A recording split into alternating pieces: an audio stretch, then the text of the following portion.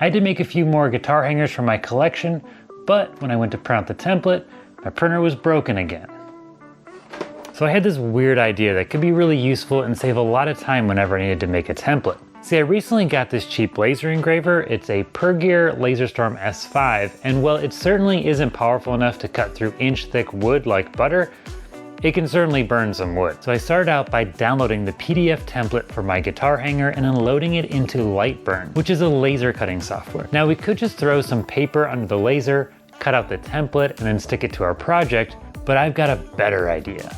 Let's just print the template right onto the wood blank. Then we won't have to deal with any messy contact adhesive. All we have to do is put this beautiful piece of cherry under the laser engraver, align the laser to the block of wood, and then hit burn.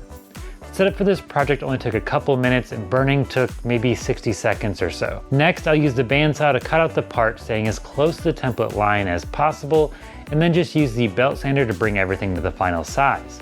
The same way I would have if I'd used a paper template in the first place. The bonus here is I don't have to deal with any sticky contact cement, and since it only took a minute or two to set up the laser in the first place, this is going to be a huge time saver. If the project is something for higher production or you want a reusable template, we could also use the same trick to mark out the template right onto a piece of MDF and then cut and sand the pattern just like before. Then we can reuse that template over and over again on the router table. So what do you think?